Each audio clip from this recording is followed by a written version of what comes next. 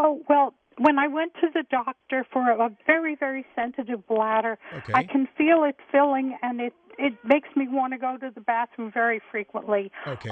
He gave me a prescription for something called Vesicare, All right. Vesicare, Sure. 5 milligrams, and he told me I could take a second one if needed.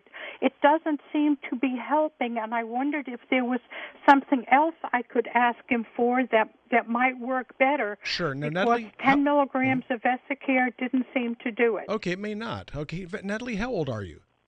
80. Okay, good for you. Now, how long have you had this problem again?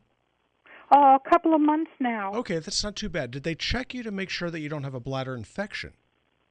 No, but Why not? But the urine is clear. I don't There's no care. sign of a bladder infection. Hey, it doesn't make a lick's bit of difference. Well, Okay. they did a test when I was to the doctor in June. Okay. And When I did the fasting blood, Okay. and I'm diabetic, and they took a urine specimen then also, and it didn't show anything. yeah, well, here's But the I deal. was having the problem in June also. Okay, Natalie, here's how this works. Okay, you can have an indolent, a slow-growing bladder infection that'll present this way. You know, were it something along the lines of thinning of vaginal mucosa, it's something you would have had years ago. Okay, with a 2-month history, the likelihood of this being a topical estrogen-treated issue for the bladder is very small. It's not something that's likely.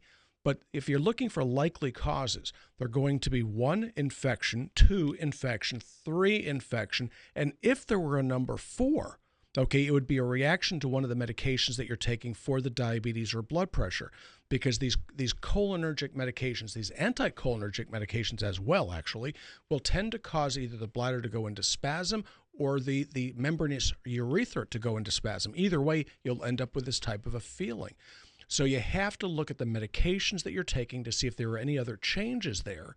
Okay, then there are a couple, 3 little tricks you can do. 1, make sure that you don't have an autonomic issue from the diabetes. If that's the case, it's treated just a little bit differently. But any way you cut it, this is more than likely going to be an infection, and I would be treating it with an antibiotic and see how you go with it.